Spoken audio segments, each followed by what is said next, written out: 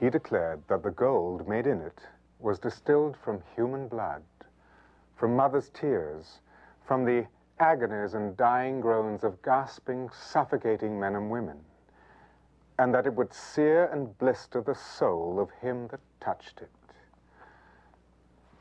These words, written by Harriet Beecher Stowe in the 1850s, could describe the incredible 20th century account we are about to unveil.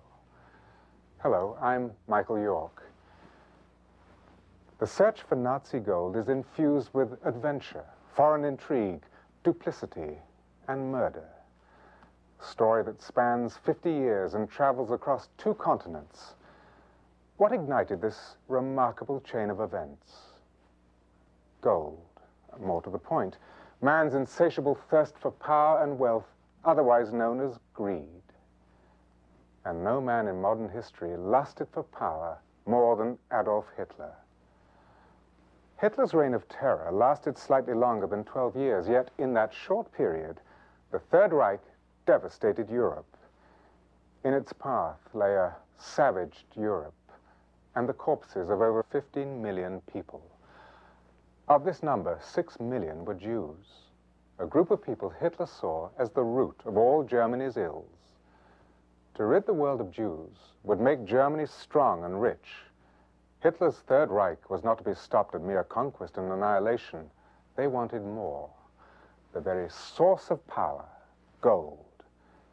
Hitler looted the national treasuries of each of his conquests. In turn, Hitler's trusted henchmen, Goering and Goebbels, followed Hitler's example by robbing civilian holdings. The plundering continued throughout the upper echelons of the Reich. But where is all this looted gold? That is what we are about to find out. Our search for Nazi gold begins in an unlikely spot, Key West, Florida, home to many deep-sea salvors, those men who search the ocean floor for shipwrecks filled with gold and other treasures. David Mackenzie and Charles Lackey are such men. They make their living piecing together bits of history and tall tales to find treasures in the ocean's depths, knowing that within every fantastic story they hear, a grain of truth could be found. In 1987, Charlie was approached by 2 men looking for a crew to help salvage a wreck.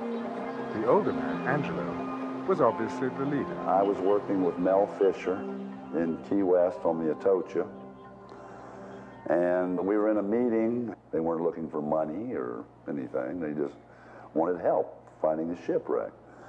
So we all listened to his story. The story begins in Germany at the end of World War II. After blasting a path of devastation throughout Europe, the Nazi regime fell victim to its own destruction. The officers who wore the swastika, once feared, were now the hunted.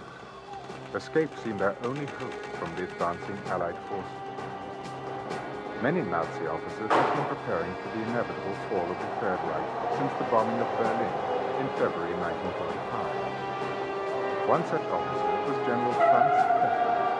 Allegedly, Pfeffer amassed a small fortune in gold throughout his tenure in Hitler's elite. Using his last remaining authority as a general, Pfeffer arranged to rendezvous with a German U-boat off the coast of Portugal.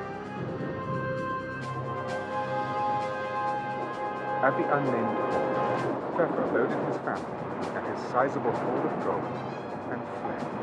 The submarine headed to a land where sympathetic arms welcomed defeated Nazis. South America. Countries such as Argentina, Brazil, and Paraguay provided a safe haven to become inconspicuous and faceless. Settling in Paraguay, Pfeffer shared his blood-soaked past in the tranquility of a paradise found. His fears of being hunted down subsided with each passing year. In the late 60s, with his health failing, Pfeffer wanted to ensure his family's future. Then in 1969, I guess the general had decided to liquidate the balance of his gold, and he got in touch with a friend of his, General Somoza, who was the dictator of Nicaragua.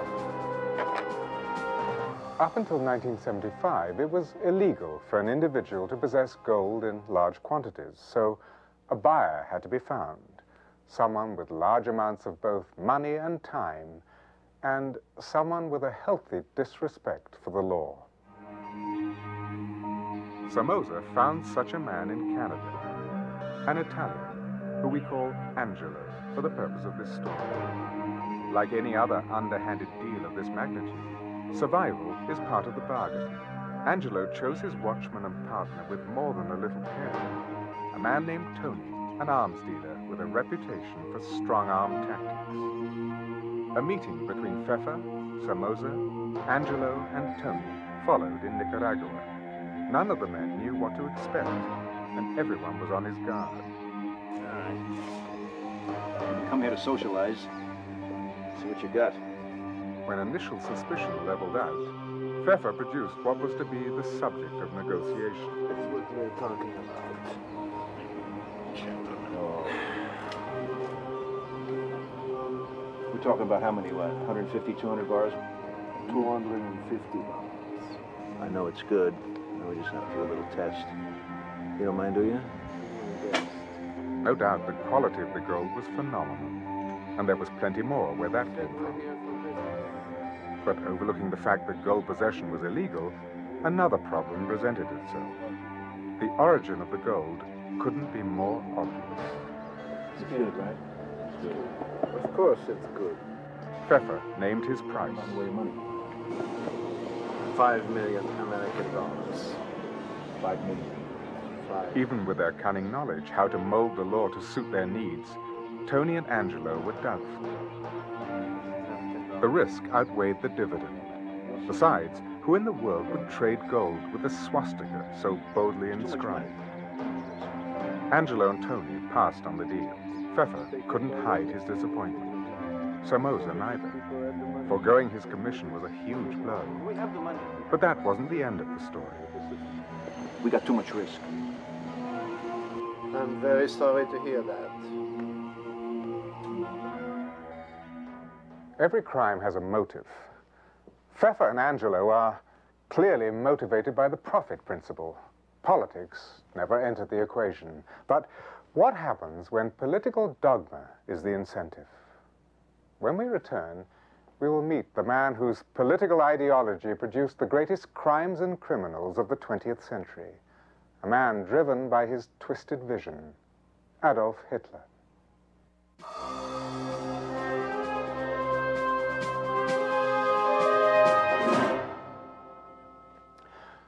Before we continue with Pfeffer and Angelo's deal, it is important to follow the journey the gold took before arriving in Paraguay. It starts with Hitler's rise to power. On Monday, the 30th of January, 1933, the day began like any other. It ended like no other. When Adolf Hitler came out of the palace after his interview with Germany's Chancellor Hindenburg, Hitler's cronies were waiting anxiously outside. One look at Hitler's gratified expression gave them the answer they needed. Goebbels, Hitler's right-hand man in the Nazi party, wrote this in his diary later. It was almost like a dream, a fairy tale. The new Reich has been born. 14 years of work have been crowned with victory. The German Revolution has begun.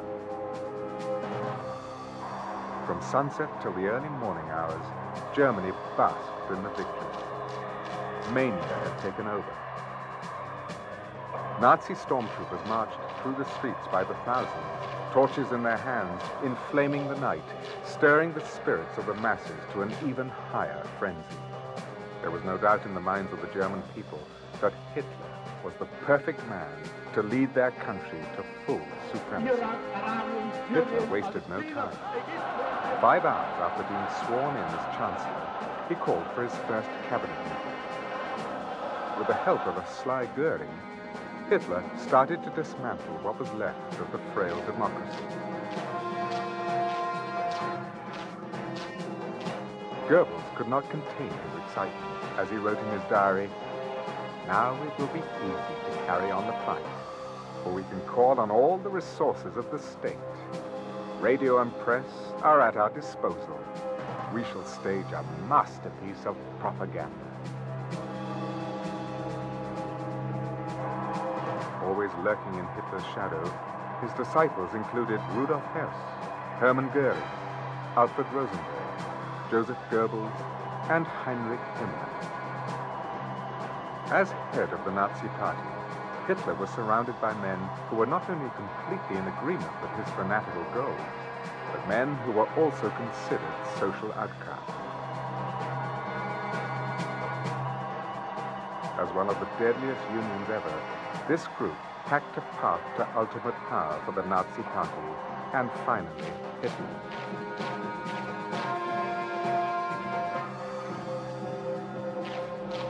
Personally, Hitler saw himself battling two goals. One, to take over the world, and the other, to eliminate Germany's so-called enemy, the Jewish race. In Mein Kampf, he spewed his hatred towards Jews excessively.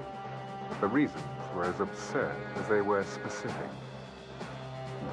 Having lost World War I, Germany was left weak and economically fragile, a condition Hitler swore to rectify. He fantasized that within the nation was a disease destroying Germany's strength. And the first time he encountered a Jewish man, Hitler had found his scapegoat. Every trait Hitler despised in himself, he projected onto the Jew. His goal became clear. Symbolic of the Nazis' foreboding destruction, a soul-crushing scene took place on the evening of May the 10th, 1933. Thousands of books, some by the world's most acclaimed authors, were piled high on a heap and burned to ashes. A happy Goebbels exclaimed, "The soul of the German people can again express itself. These flames not only illuminate the final end of an old era, they also light up the new." The poet Heinrich Heine said, "It is a small step from burning books to burning people." When Hindenburg died, the last of Hitler's serious roadblocks had been cleared. Through the enabling law, Hitler named himself Chancellor and President of Germany. Democracy dead. Hitler's promise kept. Hitler now decided that Germany and its people had to become self-sufficient. The 4-year plan was born.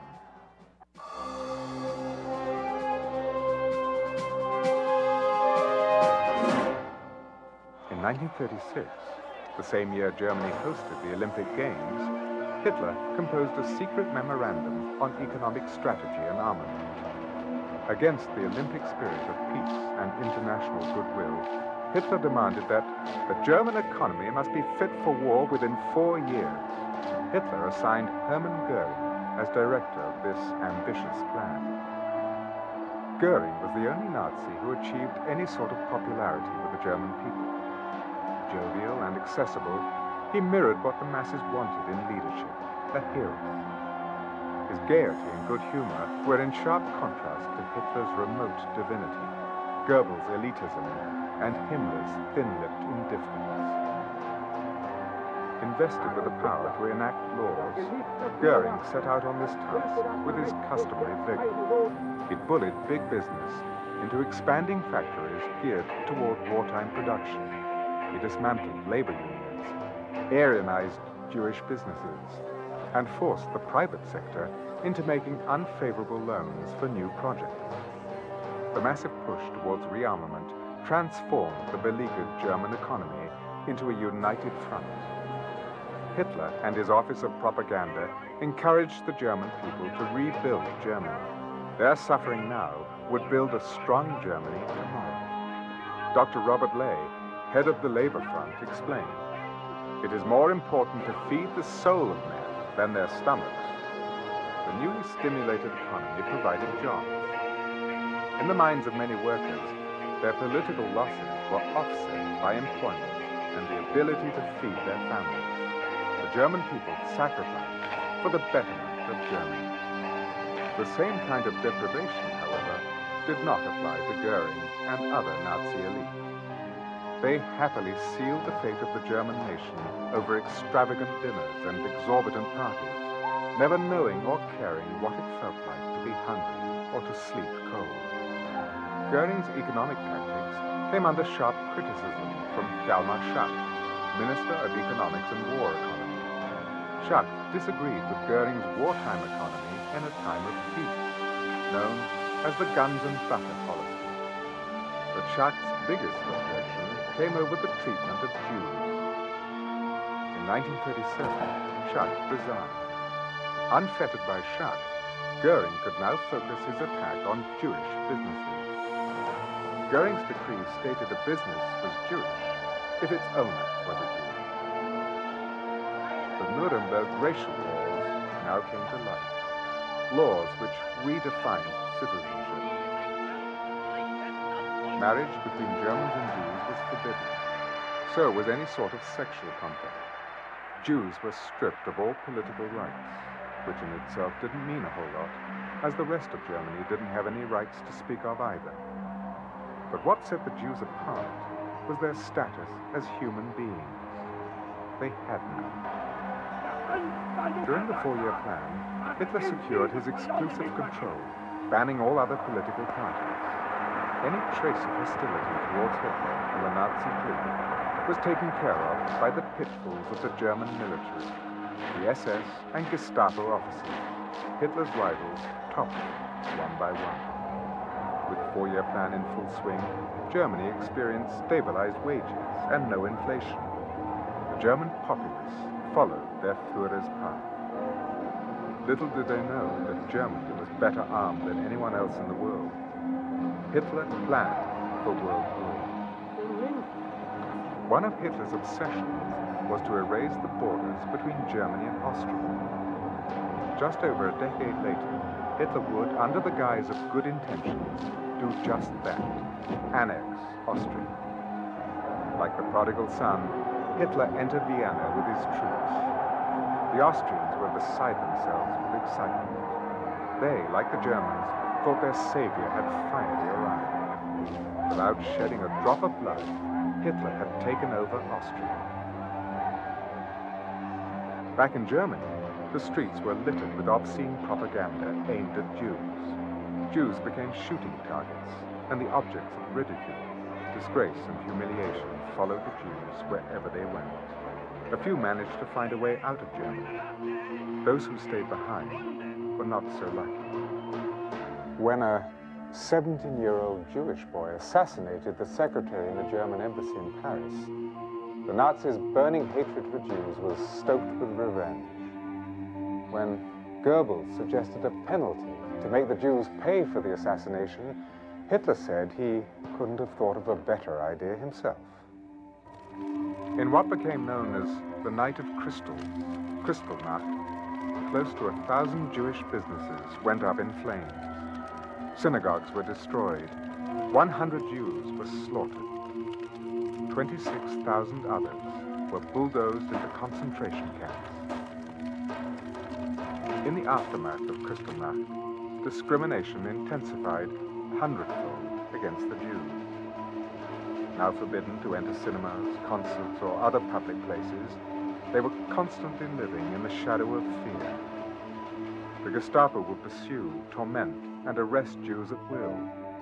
Their belongings were plundered, and Jewish children were banned from attending public schools. Hitler's program to sterilize the German nation of the Jewish disease was in full swing. Apart from a false sense of nationalism to make Austria and Germany one country, Hitler's other motive was painfully obvious. Vienna was the gateway to Czechoslovakia, and that was Hitler's next casualty for annexation.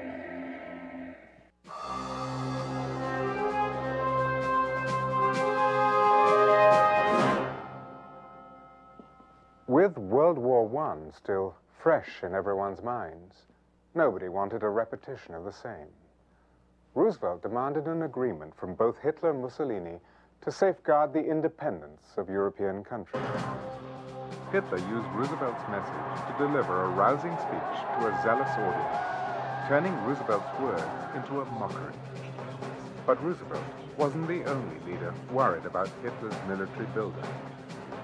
Mussolini wanted assurances from Hitler too. The Pact of Steel was signed, aligning the two fascist states into a common front. To cover all his bases, Hitler struck another agreement, this time with Stalin, the non-aggression pact. Germany pledged not to invade Russia. In return, Russia wouldn't invade Germany. 4 months passed. On September the 1st, 1939, against all warning, Hitler invaded Poland. On September the 3rd, 1939, Britain and France declared war on Germany. The Second World War began. Hitler endorses a document authorizing the mercy killing of the lives not worth living. It is slated the Euthanasia program. It marks the dawning of the Holocaust. April the 9th, 1940, Germany attacks and defeats Denmark and Norway in blinding succession. In 1 month, Hitler occupies Holland, Belgium, and France, and at the same time drives the British forces off the continent. Not surprisingly, Hitler violates the treaty with Russia. Operation Barbarossa is conceived. The scheme to invade Russia begins. April the 6th, 1941, Germany attacks Yugoslavia and Greece. June the 22nd, 1941, after a year of conniving, Hitler storms the Soviet Union. Thousands of gypsies and Jews are killed at point blank. Back home, Goering brews up extreme measures to settle what he calls the final solution to the Jewish problem. Now all Jews in Germany have to wear the yellow Star of David, forbidden to leave Germany as of October the 1st, 1941, September the 29th, 1941. A massacre is ordered at Babi Yar. 33,771 Jews are executed. December the 5th, 1941, the Battle of Moscow rages on. The Soviets retaliate. December the 11th, 1941, Hitler declares war on the United States. June of 1942, mass gassings at Auschwitz begin. Portrayed as working camps to Jews, concentration camps become the centers of human carnage. July the 25th, 1943, in Italy, outraged masses drag Mussolini to the town square, kill him and his mistress, and desecrate their bodies in public. Hitler takes this opportunity to invade northern and central Italy the following day. D-Day, June the 6th, 1944. The Allies invade Normandy. Hitler is asleep at the time, not at all concerned about earlier warnings of the invasion. October the 21st, 1944. American troops occupy Aachen. Now frantic, Hitler begs a panicking German nation to shoulder the pressure and not to surrender. March the 7th, 1945. American troops cross the Rhine. Defeat stares Hitler in the eyes.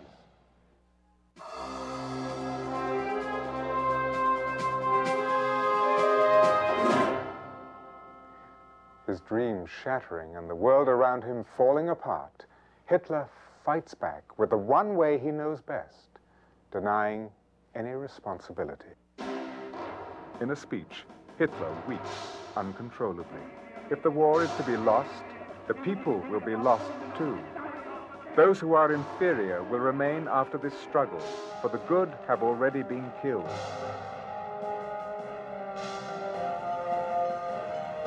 April the 25th, 1945. American and Soviet troops meet at Torgau on the Elbe. Hitler's doom is sealed. He scurries to the safety of his bunker. With Eva Braun at his side, Hitler commits suicide. But not before he dictates a last will and testament, blaming the Jews for the downfall of the Third Reich, and urging the nation to keep the German blood pure. He dies a man with no loyalty, no religion, no love, and no remorse. The hour of reckoning clouds any hope of gracious surrender for Germany. In fact, shock and despair ripple through the German people.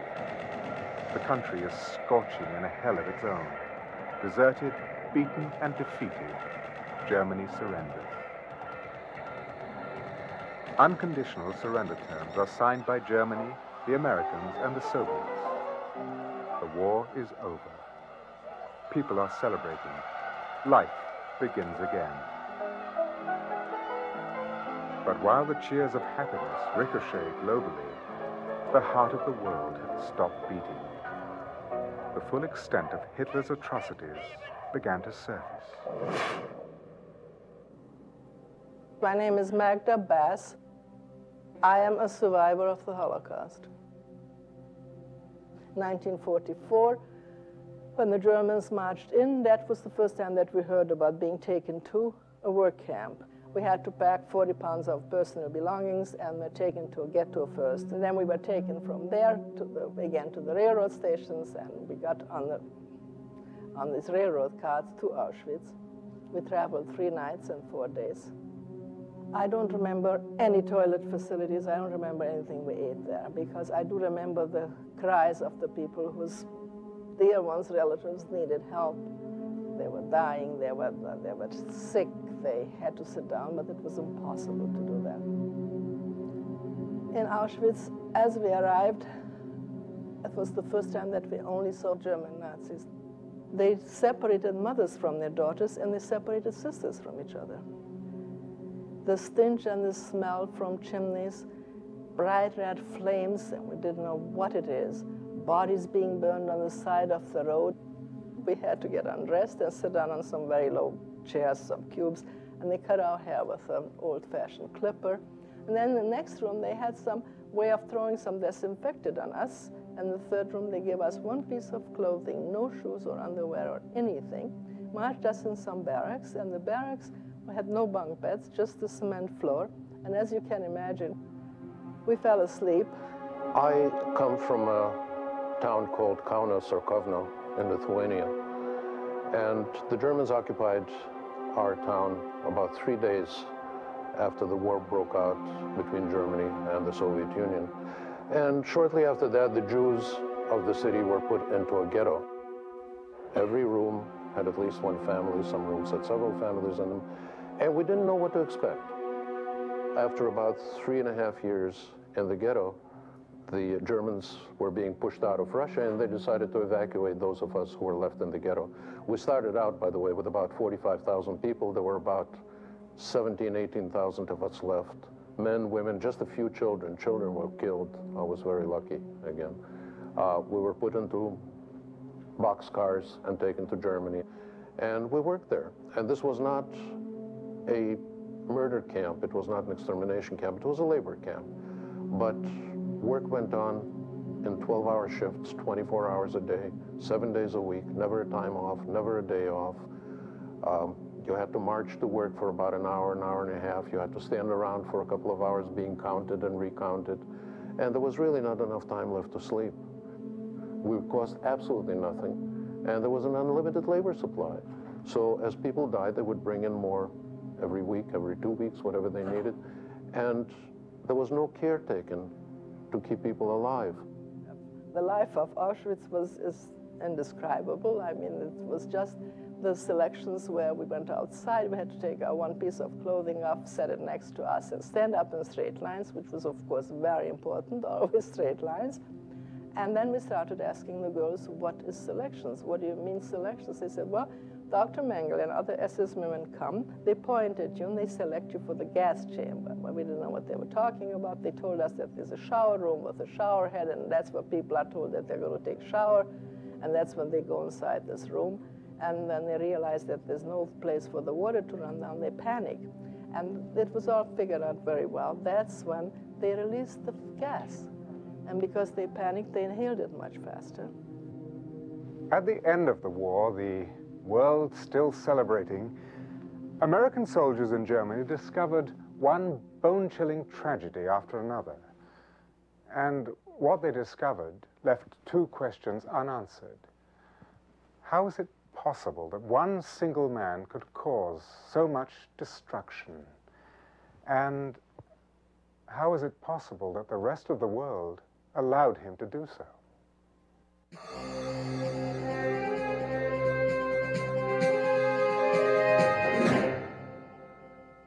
How many people have said, I've read innumerable books, why didn't we stop Hitler? We knew what he was going to do. Why didn't somebody say no? Well, who's going to say no? There were members of Hitler's elite that did say no. One man was Hjalmar Schacht, Minister of Finance. Initially the mastermind behind the hidden gold accounts for the Nazi Party, the strong-willed Schacht quit the party over its anti-Semitic practices. Walter Funk became the new Minister of Economics. Funk, more of a politician than a banker, left the actual running of the Reichsbank to Emil Pohl, vice president of the bank. It was Pohl who created the Nazis' financial empire. In order to raise the $800 million for rearmament, Germany sought help from other countries. As more facts about the financial dealings of the Third Reich are revealed, fingers are pointing in every direction. Nobody wants to take the blame. With the bombing of Berlin in February of 1945, it took 21 hits before the sturdy walls of the Reichsbank crumbled. Panic spread in the Nazi circle. Hidden in the dense vaults of the Reichsbank lay an immeasurable cache of gold bullion, foreign currency, and artifacts, none of which legally belonged to Germany. With Berlin in the midst of an apocalypse, Nazi trucks brimming with gold, jewelry, and artifacts streamed towards the Bavarian Alps. There, in old salt mines, desperate Nazis hid their loot. High-ranking Nazi officers took what they could and ran for the borders. What does that show us? It shows us that as the Reich was collapsing, all the leaders of the Third Reich had two things in mind.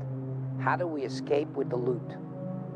Now, they were not stupid, and it's not that they knew that they were losing the war in April of 1945. They knew they were losing the war the moment the Allies landed in Europe, and they began making their plans then.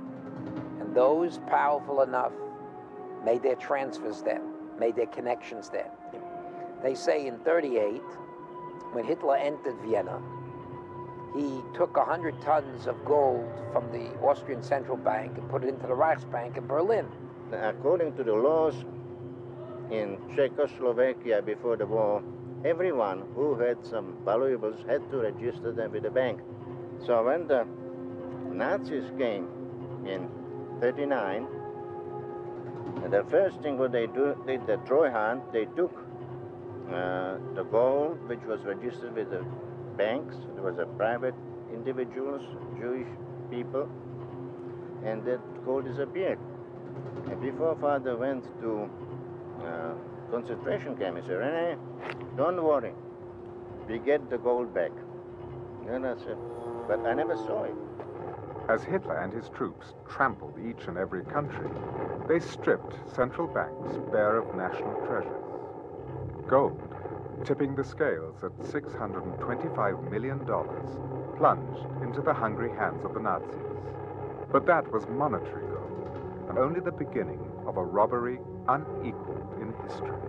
A lot of the non-monetary gold fell into the category of gold objects, gold coins, bags of wealth, which became very difficult to put a value on. Only by chance did two American soldiers stumble upon the Nazis' buried treasure in the Kaiserroda mine in April 1945.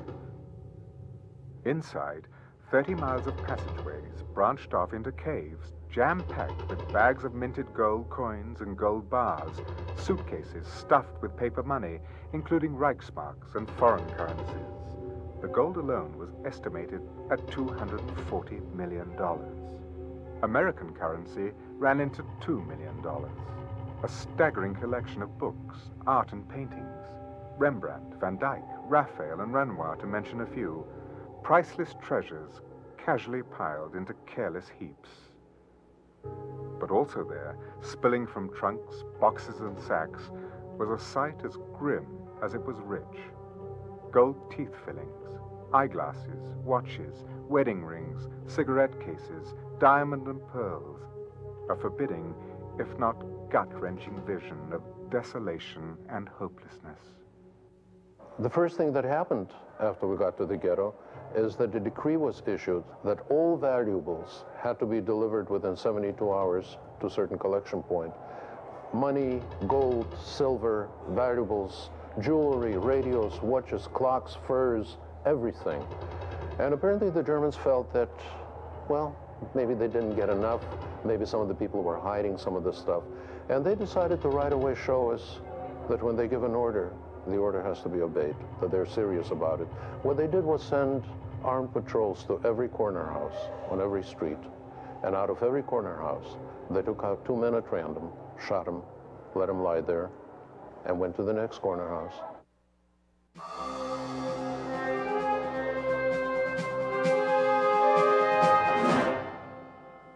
Shocked and angered by the horrific findings at the concentration camps, American soldiers marshaled local Germans toward the camps. If the smell of burning, rotten flesh wasn't going to convince the German people of the Nazis' brutality, witnessing it certainly would. Before them, the savageness of the Third Reich unfolded. At the request of a Nazi officer's wife, a special lamp was made out of human skin. She also wanted certain pictures drawn for herself on human canvases. The reality of Hitler's sweeping terror struck his devoted aficionados hard. Smiles vanished, faces fell. The Germans' remaining pride wilted. With the three main leaders of the Nazi Party, Hitler, Himmler, and Goebbels, having taken the easy way out by killing themselves, Hermann Goering was the first in line to be arrested after the war. Goering faced the charges with confidence, denying any guilt whatsoever. After all, it was war. In 1946, a year after World War II, 21 war criminals clumped together in a court dock at Nuremberg. The once awe-inspiring group of Nazis who ruled Germany with an iron fist had lowered to nothing more than whimpering cowards in the face of justice. They knew what they had done, and they knew they were going to pay for it. Tried for their crimes against humanity, and especially for the killing of millions of Jews, 7 of the 21 Nazi criminals got off with prison sentences. The rest were sent to the gallows. The International Military Tribunal sentences you to death by hanging. Defendant Rudolf Hess, on the counts of the indictment on which you have been convicted, the tribunal sentences you to imprisonment for life. Defendant Joachim von Ribbentrop, on the counts of the indictment on which you have been convicted, the tribunal sentences you to death by hanging. Defendant Julius Streicher, on the count of the indictment on which you have been convicted, the tribunal sentences you to death by hanging. 2 hours before it was his turn to hang, Hermann Goering swallowed a capsule of poison, cheating his fate, but not escaping death. It was during the Nuremberg trials when more skeletons were dug out of the closet. Walter Funk, Minister of Economics, declared in his testimony that without the Swiss, we couldn't have lasted 2 months. Switzerland, the country with an image as white as the snow on the mountaintops that made neutrality a sacred given, became the core of controversy over the Nazi gold. Altogether, $625 million worth of loot was stolen from conquered countries by the Nazis. Roughly $330 million worth of that loot was retrieved from the Kaiserode mines in 1945. $295 million was left unaccounted. It had to be somewhere. After the outbreak of the war, Germany's war expenses grossed to an astronomical amount. The Reichsmark wasn't worth the paper it was printed on, and was rarely accepted by neutral countries as pay for the fuel needed by Germany's warships. The countries required either Swiss francs, their own currency, or gold. Stealing gold reserves from the battered countries, Germany had found their solution to pay for the war. The neutral countries never questioned where this endless supply of gold came from. When suspicions were stirred, ethics became an issue, but the money was good. Switzerland jumped to the rescue. Acting as a screen, Switzerland became the middleman for the rest of the neutrals. Accepting the ceaseless stream of trucks loaded with gold, Switzerland then provided Germany with the foreign currency it needed for the various countries. No questions asked. Final warnings came from the United States against trading with Germany. Switzerland pleaded neutrality. So unbiased was Switzerland that it accepted not only Germany's gold, but also the incessant flow of Germans crossing the border to sell jewelry, foreign currencies, shares, and art stolen from Jews before they entered the concentration camps and ghettos. Switzerland accepted this hideous procession of barbarity in the name of neutrality. Switzerland had before its eyes an example of small countries that were gobbled up by the Germans when they no longer served the purpose that the Germans wanted. The Swiss were basically eager to make, let's put it this way, if there was a good deal to be done on May 9th, 1945, a day after the war ended, if some Nazi on the loose would call them, they would have arranged for his banking as well. The high point of German power was in the early years of the war, say up to 42, 43. Switzerland was in a very vulnerable position. After the war, the defeated countries wanted their gold back. The Western Allies ordered the Tripartite Commission for the restitution of monetary gold. Switzerland had to pay back their share of the looted gold, with everybody desperate to put the memories of World War II to sleep. Switzerland graciously agreed. They were out to make $1, and they stole money that didn't belong to them. Switzerland's neutrality was maintained because it was beneficial to both sides. That is, both sides in the conflict, the Allies and the Axis powers. They did the right thing by having a press conference and returning the loot, but they're not philanthropists. They're returning stolen money. There is a difference. Ordering Switzerland to pay countries back their gold, the Tripartite Commission never considered that not all the gold was from national reserves, that a lot of the gold belonged to Holocaust victims. How much exactly, no one would know, because most of the evidence was melted down into gold bullion.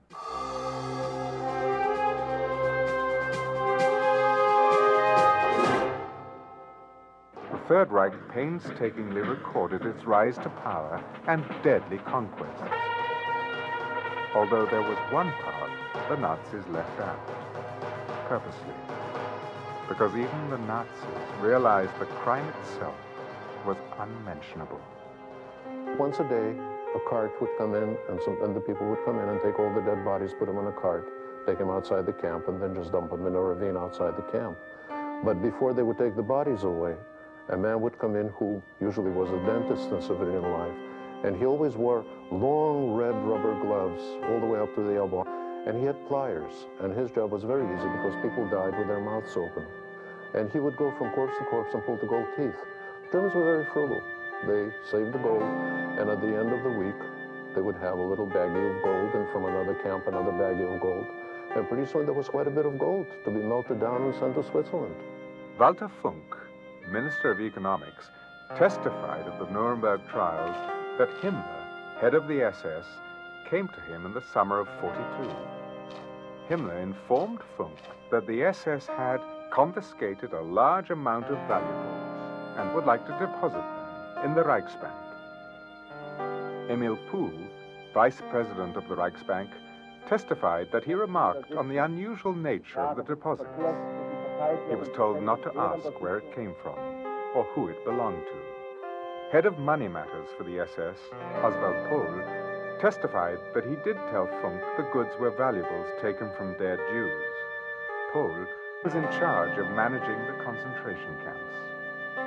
So the arrangement was to open a hidden account, give it a code name, deposit the monstrous loot, and most important, to keep it a secret. All agreed. Trucks would drop the goods off at the Reichsbank. An SS man called Melmer controlled the shipment. He always wore civilian clothes, but SS men in uniform helped with the unloading.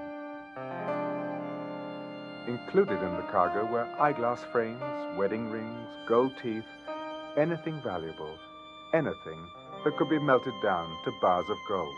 And it was those gold bars that the Reichsbank then sent to Switzerland and to the other countries. A total of 76 deliveries were made to the Reichsbank. The value in 1942, approximately $14,500,000. Few knew about the Melmer account. No mention was ever made of it. The records were kept in civilian accounting, and no one ever acknowledged the source. Officially, a dead Jew was better than a live Jew. Somewhere along the line, people forgot the real victims, those killed in the Holocaust, and also those who survived, with only the haunting memories. I have yet to meet a victim of the Holocaust who has the luxury of forgetting. Their nights are not their own. You can read about it, we can talk to you about it, you can relate to it, but there never will be a full understanding. We used to be fed in the beginning with a bucket of soup. 10 of us had to drink a sip and pass it on. And on my birthday, the 7th of June, the first day there, we're standing split naked waiting for my soup. And my mother, in her most cheerful voice, says, "Today's your birthday, and I have a birthday present for you," she said. I thought, what is she talking about? She says, "Today you can have my sip of soup as a birthday present." My father died 20 days before liberation. He couldn't go to work that morning. I marched off with my work brigade. He stayed behind. And that night, I came back and I went to the hospital barracks. And there he was lying on a bunk, not really able to speak. He whispered something to me. I'm not exactly sure what he said. But he held my hand, I held his hand, and I sat there for a while. And then he looked at me, and then he sort of sighed, and he died. I suppose they took him away during the day. I suppose they pulled the gold teeth he had. The slightest side of not being well, they did away with you. My mother had a toothache and her face swelled up. And at that time, they wanted to do very fast with a lot of people. So what they did is they put them on a boat, tied 10 of them together, and had them stand up at the edge of the boat and use only one bullet, and they fell into the sea. But otherwise, I didn't find out anything else what happened to any of my relatives. For those people who did survive, there was a tremendous amount of guilt over the survival. The fact that their lifestyles, their families, their communities have been totally wiped out. I remembered one thing. My mother I always used to be very bicycling and hiking and all that, and I used to have always all kinds of wounds, and she used to put that horrible red iodine on it and blow and said it's only going to hurt until the scab goes over it. And this is what I thought of, that I have a wound and I have to see to it that I have a scab go over it. Suicides swept all over the DP camps because people realized that we were a pain in the neck to the world. We were an embarrassment. The world didn't know what to do with us. Basically, the message they were getting was, it must have been a difficult and a horrible time for you. You have different priorities now. Look forward, don't look back. We're not interested in knowing what transpired. So people just shut up and went and built their own lives and lived their own lives and tried not to do anything and not to say anything about the Holocaust. It was not a great part of their day-to-day existence.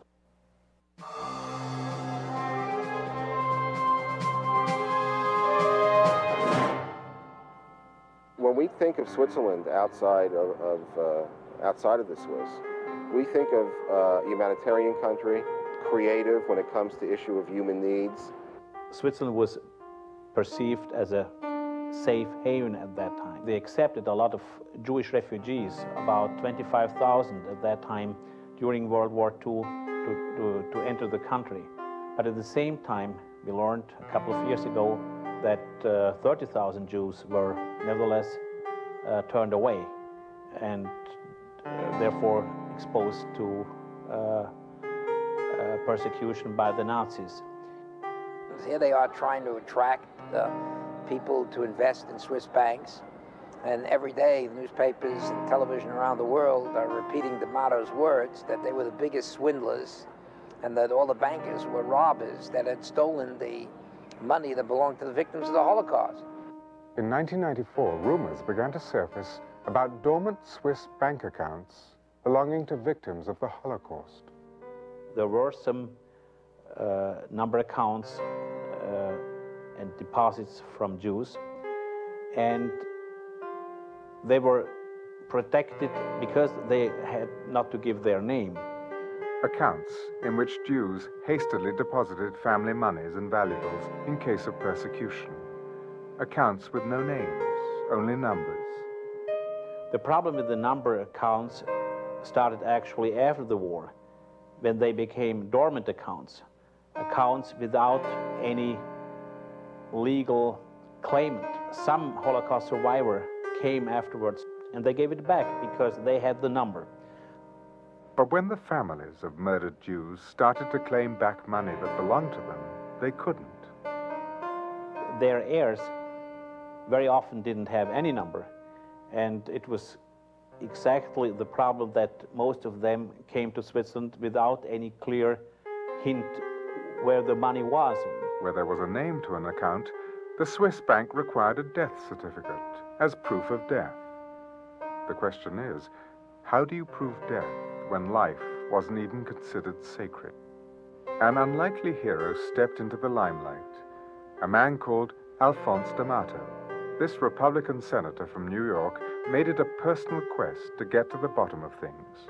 So he becomes a symbol, feared by some, hated by certainly the bankers over there, and has, I think, the undying gratitude of the victims. The key elements on the Nazi gold scandal at this point in history, as we see it, are 3 points. Number one, properly defining what Nazi assets are. That means to include not only lapsed and blocked accounts of Holocaust victims, but the blood-soaked assets of the Nazi elite as well. Number two, to empower the victims. Since the onset of the Third Reich, throughout World War II, and in all the years since then, the people always shunted aside are the actual victims. And number three is being able to win what I would say is the PR war. It is not at the end of the day about money or about bank accounts. It is about justice. A class action lawsuit was filed in New York on behalf of those families whose money was still stuck in the grooves of the Swiss bank system. We would like to encourage, i.e. force, the Swiss banks to finally open up their books. Some mistakes were made, especially by the banks, in handling this issue in a, I would say, insensitive and also, I would say, very bureaucratic and small-minded way. The banks, and together with the Jewish community and the Jewish organizations, are really looking seriously into this matter by means of the Walker Commission. The lawyers involved on behalf of our suit have in fact approached the banks and said that we will drop any financial request if the banks will open their books. And so far the answer has been no. Well, looking for victims' accounts is in a way looking up a blind alley. It's a technically difficult problem now, but you can be sure, I can assure you that the Walker Commission will do everything to find the money, to trace the money, and to give it back to their rightful owners. This is about recognition, about gesture, about generosity. We should do that all together, not only Switzerland. From the point of view of the Swiss people, they feel, especially younger people, feel very much victimized. They feel the good name of their country has been, put in the mud. But they also know they've been systematically lied to by their elders. We are really very thorough, serious in coming to terms with our past and in doing something very practical and very concrete. And we did something more than, I would say, most of the other nations. The Swiss were out to make money. Now, that was their sin. They didn't care who it comes from. Hitler, Himmler, Eichmann, let's have it, make some money. But the truth is, there's an awful lot that the Western allies are hiding themselves, and that they hope that the prism of light doesn't suddenly switch directions and by accident focus on them. If it did, it'd be highly embarrassing. To give back justice and to recognize the truth is our principle in doing this. By the time all of the paperwork is completed, by the time all the organizations finish fighting with each other as to who gets what and how it is to be distributed, those people will be dead. So as we return to Pfeffer and Angelo, where gold and money are destined to change hands yet again, the question must be asked, whose gold is it?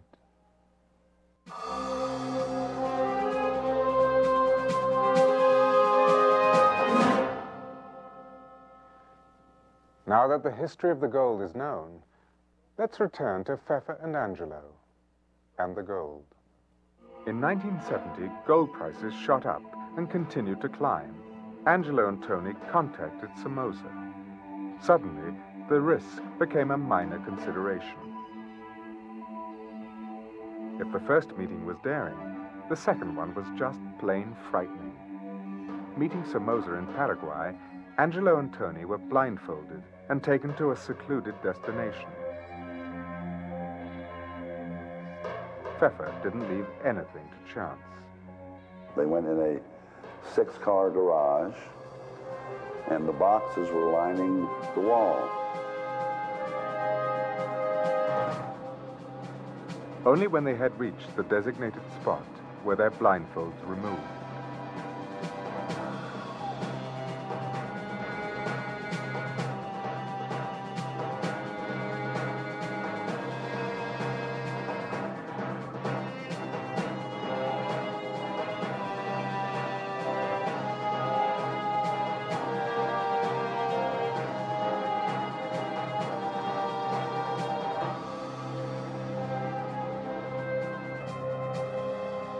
Confident this time that the deal was as good as done, Pfeffer presented Angelo and Tony with the entire stash of gold.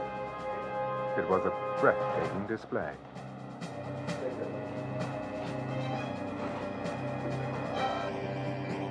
But keeping their excitement under wraps, Tony and Angelo probed and tested the bars at random.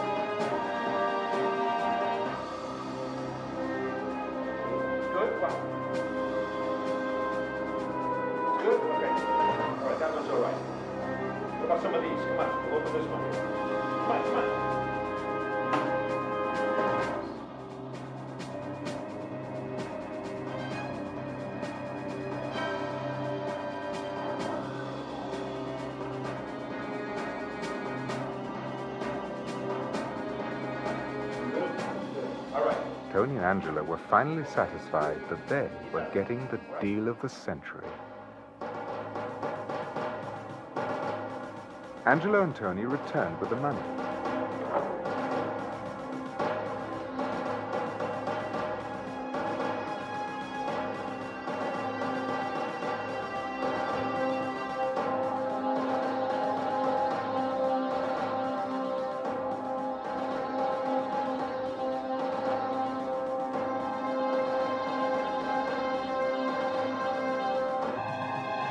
Pfeffer, convinced the money was all there, sealed the deal with a handshake.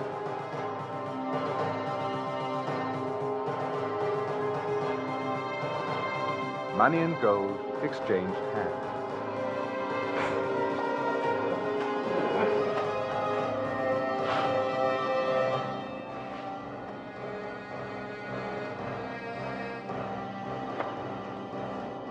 The gold was loaded on a truck to begin yet another leg of its journey. But for Angelo and Tony, it would only be the beginning of a path showered with trouble. Angelo knew the gold must be kept hidden until the climate was right to sell it. A scheme was created. Get over the truck. What's here, there? Go! For the plan they had in mind, backing from the government was essential, and that required a government official with little or no scruples. They found their man. So they got and made arrangements with an agricultural minister in Brazil, whereby he would afford them protection. They cut him in on the deal, put him on a nice salary every month with the promise of when they liquidate it, they'll make him really wealthy. With speedy approval from the minister himself, Angelo and Tony were able to acquire an agricultural spraying company. The warehouses would act as camouflage for the crates containing the gold. It would be marked with boxes, put in containers that said toxic chemicals do not touch. And in those containers, it would be stored in these agricultural facilities. Gradually, the gold trekked across the country, a slow but stable journey. The plan was to move northward. Always northward, looking to be getting up the coast and away from out of Brazil and to a point where they could finally get themselves to a safe port to expatriate the gold. Venezuela was an obvious choice.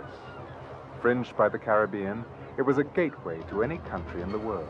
It was very important to get the gold to Venezuela because their plan was to take it from Venezuela on an island-type trawler to Curacao or Aruba or Bonaire, one of the places where they would have easy access to an international airport. All the while, the blueprint for the next strategy was in the works. Tony and Angelo devised a custom-made plane to carry the heavy load of gold to Switzerland, the only country with a market for such a staggering amount of privately owned gold. So what they were looking to do was to take it to Switzerland, refine it, sell it, and be done, and take their profit. 14 years in all it took for the gold to finally reach the border between Brazil and Venezuela. In the meantime, the gold became more valuable each passing day. Then the agricultural minister, who had been their partner and benefactor and protector for so long, he was transferred into another position. Then this Tony had a massive heart attack. And this had been the man who pretty much had the muscle and had been the one that had hired the people who had been involved in protecting and this type of thing. With the minister out of the picture and Tony dead, success of the operation was dwindling. Frantically, Angelo patched together another partnership. Tony's replacement, a St. Lucian, didn't wield enough power to keep all the obstacles at bay. The new Minister of Agriculture wasn't as enthusiastic as his forerunner to play along with Angelo's scheme. The options were fading fast. Not trusting the new Minister of Agriculture, Angelo bribed the minister's second-in-command to spy on his boss. A rumor surfaced that someone was planning to take off with the gold. The St. Lucian was the first to get word. He received a phone call through one of his friends in St. Lucia at the time that the gold was being taken. They had 5 big trucks that they had there all along for moving things, and the new agricultural minister was loading the gold on the trucks without authority and was going to move it out. The St. Lucian was very nervous. In the time it took Angelo to fly to Venezuela, the St. Lucian lined up a 24-hour surveillance crew. Now, this fella was involved with a group that were arms smugglers to the Contras.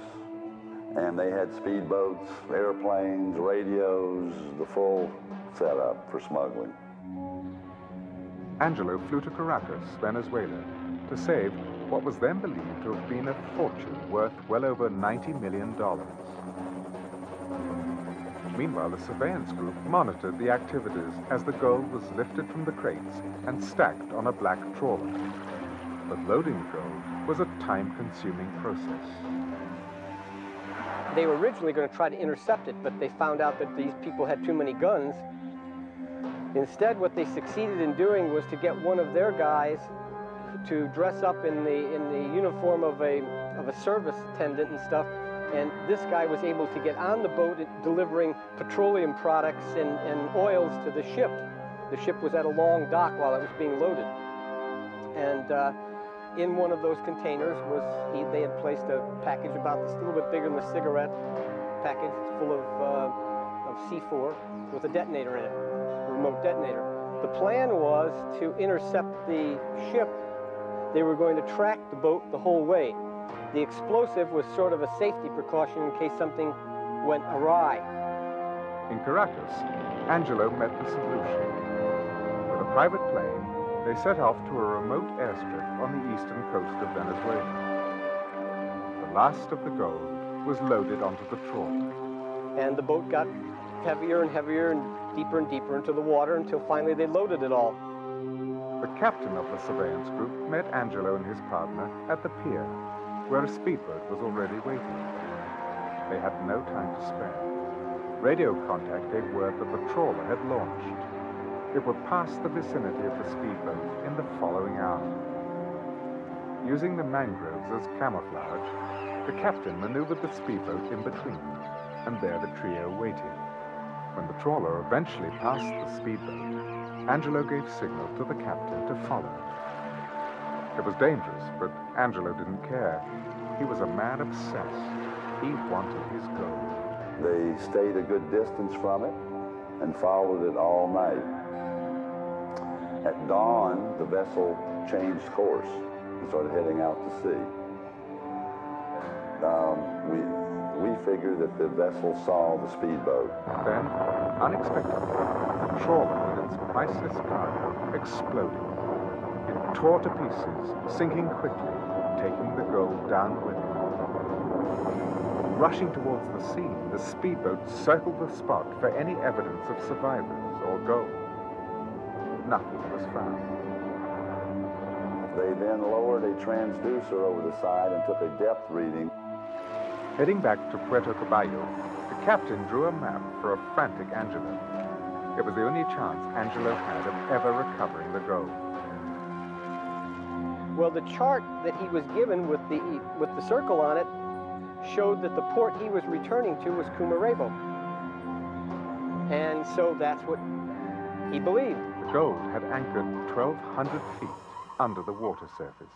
In 1984, the technology was just emerging when you could do anything about something that deep in the water. 3 years passed before Angelo decided to hunt for the treasure. This is when Angelo contacted Charlie Lackey. And Charlie started calling me in the Philippines saying, look, I have this project I'm cranking back up in Venezuela, and I really would like you to come on and get involved. So I brought in a group from California called Pacific Eagle. With the map, modern technology, and a fearless group of salvagers, Angelo set out to find his fortune.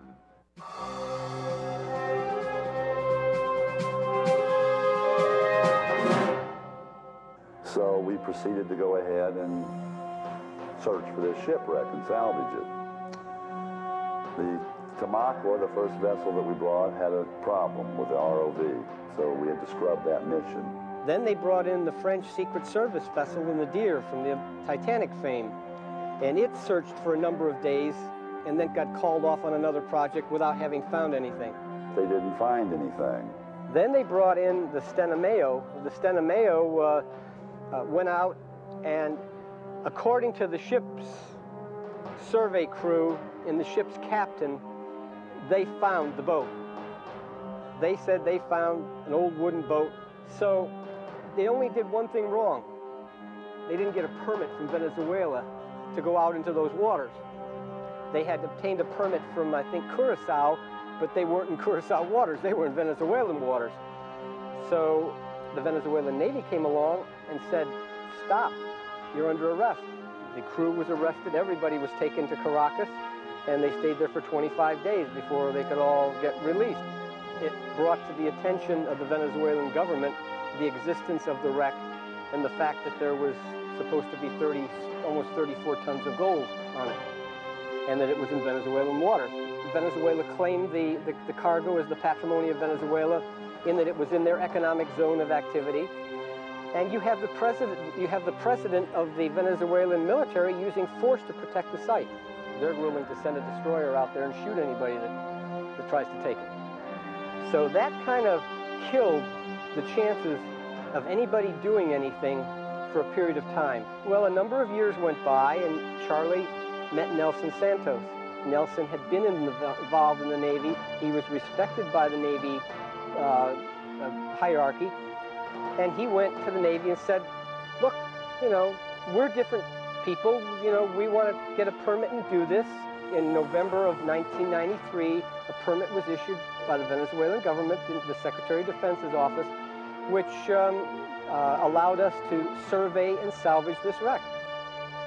Now, with all plans backfiring and the salvage a total wash, there was another problem to add to their trouble. The difference in value of that gold when it was purchased and what it's worth today, I think it was purchased like for $5 million. Well, now you're talking about, depending on the price of gold at any one given day, it's close to $400 million. All right? Well, the government of Venezuela has claimed ownership of this. David and Charlie look at the gold as a business proposition, while survivors can only see the horrors the gold evokes. Of course, now so many thousands, and the whole world, I hope, is aware of, that the gold teeth were pulled out, and then the gold being used for so many things. For somebody to think that 34 tons of gold came from taking bits of gold out of somebody's teeth is that's preposterous. It's not realistic. It may be very emotional. It may, you know, certainly be something that touches everybody's hearts. But this is a commercial marine salvage project done in compliance with all of the laws. My concern is not only the gold. It's a principle. I want to get it back. It belongs to who finds it. In this case, it belongs to Venezuela because we find it for them, and it's in their water. And then we get a share of it. The living should be protected by means of laws, by means of their rights, and should not be set aside as old wood. There's been hundreds of attorneys that have looked at this matter from a legal standpoint over the years, and there are no lawful claims. Doesn't mean people can't make claims, but lawfully, no. But before anyone can lay claims to all this gold, it has to be found. By the time we got the permit in November of '93, we had amassed a pretty substantial amount of money, and once the permit issued, we raised the rest of it. In March of '94, we went to sea. We had millions and millions of dollars worth of salvage equipment on that boat. So we went down really looking to tear this thing apart. We were going to the spot that had already been found. This is the chart with the circle on it and the X in it and everything else. I mean, X marks the spot. We went out there armed to the teeth. Well, we get out there, we can't find it.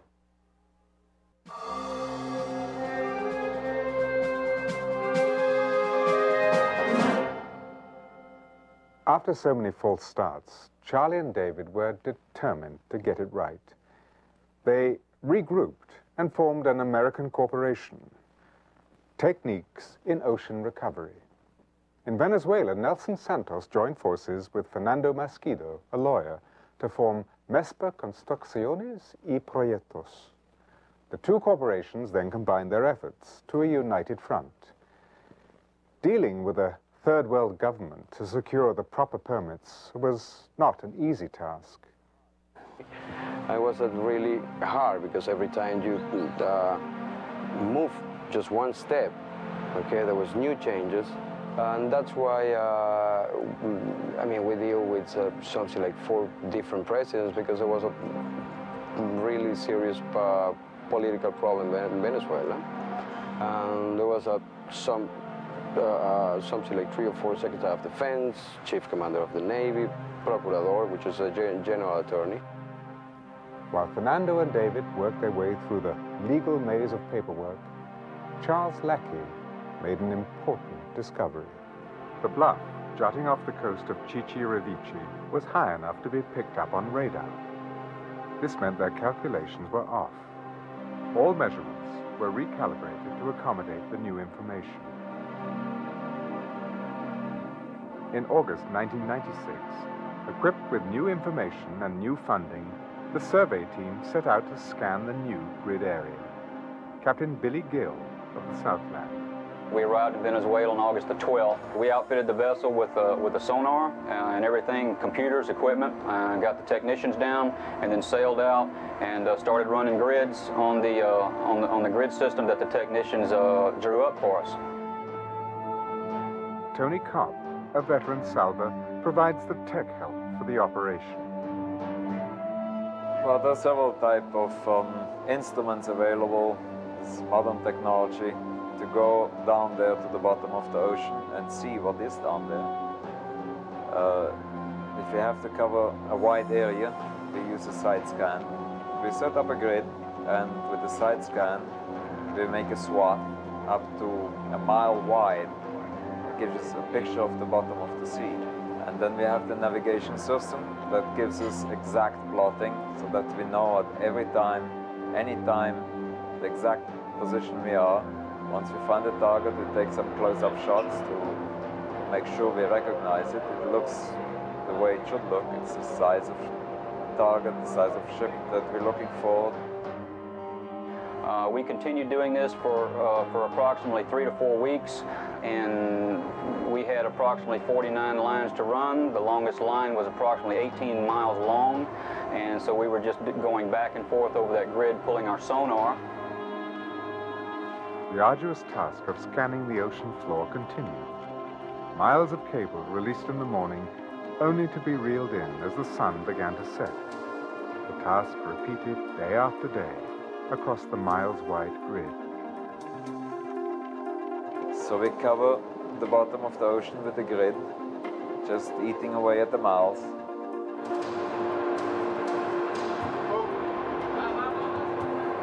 On about the 35th line, we located a hard target on the bottom, and then we immediately started making close passes by that target.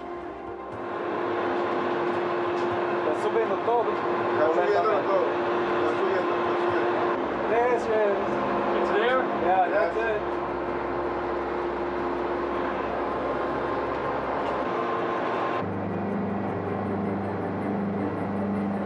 We got it. Yeah, we got it. Okay, speed up, and then we start pulling up here. But you have to speed up, okay. First line, so it's right on the spot, everything is still there. Yeah, it's exactly where it's supposed to be. And we identified it as the wreck, and upon closer inspection, we pretty much identified it as the target we're looking for. The trawler had been found. News of the wreck site set into motion yet another round of fundraising. Mounting another dive would be expensive. It took the team another 4 months to raise the additional funding for the dive.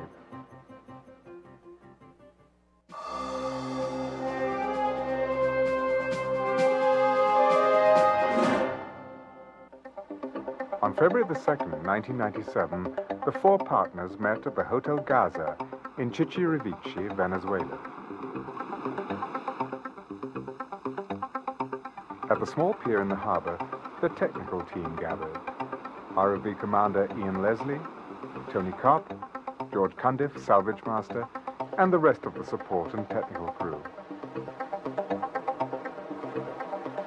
Confidence and excitement spark the air as the men await delivery of the Southland, a real adventure about to begin. The function of this vessel at this time is to act as a standby vessel or support vessel to the salvage vessel that just arrived today. 2 trips were made to accommodate the men and their equipment. It was a reunion of sorts for many of the crew and the Southland. The short trip from the Southland to the salvage vessel, the American Pioneer, provides perhaps the only rest these men will have in many days. Because of the high risk and history of this mission, the Navy is always present. Once the two vessels meet, provisions for the 10-day excursion are brought on board. The arrival of Charlie, Fernando, David, and Nelson marks the official start of the salvage. Once the men have settled in and stowed their gear, technical preparations begin. Since the wreck is down almost 2,000 feet, an ROV, a remote-operated vehicle, is employed. N4zl, operations supervisor for the ROV, explains. Essentially, the ROV is a flying camera, if you like. I mean, the bulk of it is the ability to actually observe things underwater. But the submarine also has manual capabilities. As you know, there's 2 manips on the vehicle, which allows us to perform tasks underwater. The ROV works in tandem with the TMS, the Thermal Magnum system. The TMS is like a subsea winch. It's the means of launching and recovering the vehicle, and it's a means of controlling the cage. While Ian and his team check the equipment on the deck, Tony Kopp sets up his sonar observation station below. With the men working in such close quarters, talk naturally turns to the gold. It is out there. I mean, we talk about the modern wreck, about a living person that has seen it. It's not old legends, it's not old reports. The man saw it going down in front of his own eyes, so we know it's really there. Actually, when I called the office, or rather the office called me, and he said, you're going to go looking for gold, and I just laughed at him, you know. No, seriously, you're going to go to Venezuela and you're going to go looking for gold. Yeah, right. Where am I really going? Somewhere cold. The highly technical nature of underwater recovery demands precise coordination between all facets of the operation. Communication between the ship's captain, met in Oriaza, sonar and ROV crews is essential. The men split up into teams in order to work around the clock. Cost of mounting this type of exploration is far too expensive to waste a minute of it.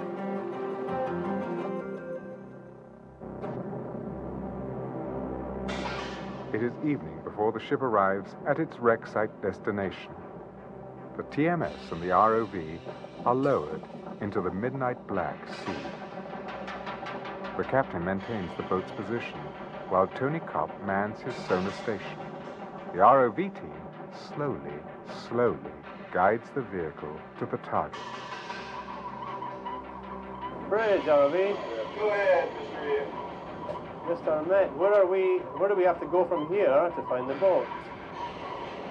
The original target on ahead. When we approach it, we've got no idea exactly what it looks like. We don't know how it's lying, we don't know what condition it's in. So basically, we want to get a sonar target which we can approach gently. And Tony Kopp has done just that. We're closing in on the target. This is the target. This is the boat's trail. 20 meters to starboard of the target. I think the boat might be here too. Yeah, it's like me. Port side. Put me up 300 feet from original position. Okay, can you slowly give us another 100 feet? Okay. Turn a little left. Yeah. Yeah, that vessel's actually in front of us a bit. Want to go in? Yeah. All right. Get to it either way. Ready, Charlie? I'm ready. Going in. Here we go, Bubba.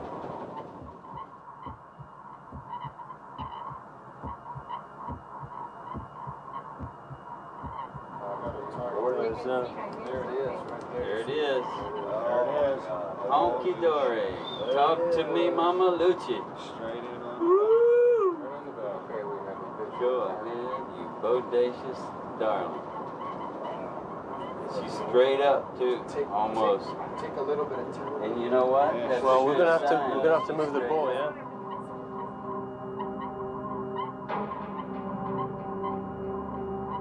Bridge ROV. Can you slide to the northeast, approximately 50 feet?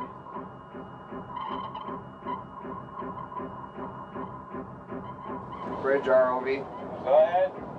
Complete that 50-foot move.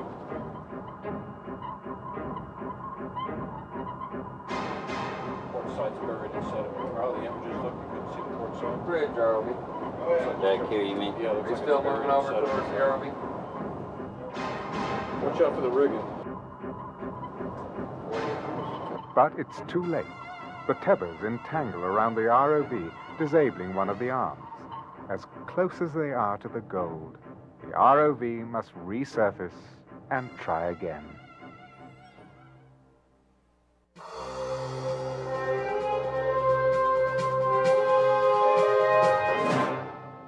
The ROV is quickly brought to the surface. The tech team scrambles to repair the malfunctioning arm.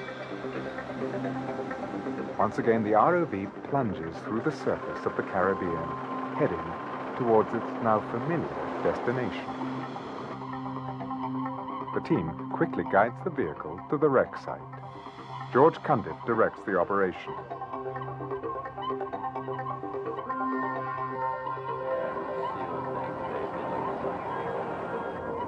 We're towards the bow. George and the ROV team slowly dismantle the wreck.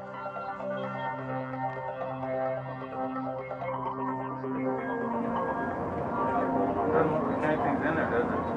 Oh, it doesn't. Looks like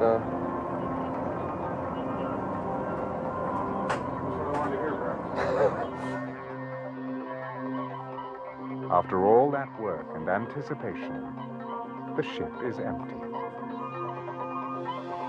George delivers the bad news to Charlie and David. We're coming out. Keep up. Angelo had a heart attack. Charlie okays the ship's return to port. The jinx of the gold still haunting the salvage team.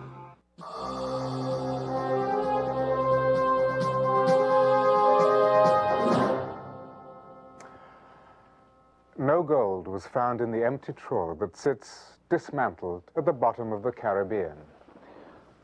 Once again, the jinx that seems to have plagued this salvage mission has appeared. We can only speculate on what would have happened if the gold had been found. Charlie and David are convinced they and the Venezuelan government are the rightful owners. For them, the rules of the sea apply. But for the survivors of the Holocaust, it is a moral issue. Pieces of their history were forever lost when they were melted down into gold bars. As we speak, David and Charlie are about to complete the sonar side scan of the remaining grid area, convinced the ship is down there. But for now, the tainted gold remains hidden. If and when the sonar team discovers the black trawler and its cargo, we will be there. I'm Michael York, and thank you for joining me.